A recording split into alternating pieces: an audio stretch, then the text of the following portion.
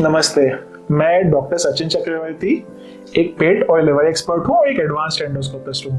तो आज हम बात करेंगे कि मोशंस में काली लैट्रिन क्यों आती है या मोशंस काले क्यों होते हैं। तो काले मोशंस सबसे आम चीज तो इसके लिए हो सकता है कि खाने में आपने किसी दिन हरी सब्जियां ज्यादा खा ली या कुछ डार्क खाना खा लिया हो जिससे कि वो कलर मोशंस में पास हो, तो उससे काली लैट्रिन हो सकती है।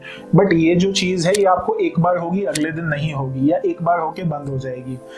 अगर आपको काली लैट्रिन आने का दूसरा एक बहुत इंपॉर्टेंट और एक गंभीर कारण हो सकता है आंतों में कहीं से ब्लीडिंग होना, जिसको कि हम इंटरनल ब्लीडिंग कहते हैं। कभी कभी गैस्ट्रिक एसिडिटी के अल्सर का ब्लीड हो या फिर लिवर सर्रोसिस वाले पेशेंट्स में जब यहाँ की नसों में सूजन आके नस फट जाती है, उससे ब्लीडिंग होता है, तो वो लाल खून या तो उल्टी में बाहर आ जाएगा या जब क्योंकि आंत लंबी होती है वो खून जब बह के नीचे आंतों से आएगा तो नीचे आने तक काला हो जाता है। और एक तीसरा कारण होता है कि आयरन की गोली, कभी कभी खास करके प्रेग्नेंट फीमेल्स होती हैं या फिर बुजुर्ग होते हैं जिनका हीमोग्लोबिन कम होता है, वो आयरन की गोली लेते हैं। आयरन की गोली लेने से भी मोशंस काले होते हैं। लेकिन जो पहले हमने दो चीजें कही, जो खाने की वजह से है या जो आयरन की गोली लेने की वजह से जो काली लैट्रिन होगी वो ठोस होगी।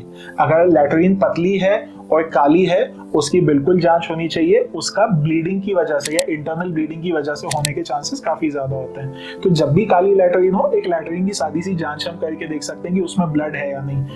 कुछ कम कॉमन कारण ये भी होते हैं, आंतों के कैंसर की वजह से, आंतों में कोई गांठ होने की वजह से, कोई घाव होने की वजह से भी काली लैट्रिन हो सकती है। तो जब भी काली लैट्रिन हो उसकी जांच होनी चाहिए, एक कम से कम एक सादी सी मोशंस की जांच होनी चाहिए। और अगर वो पॉजिटिव आती है तो आगे की जांचें की जा सकती है और उसका इलाज भी किया जा सकता है।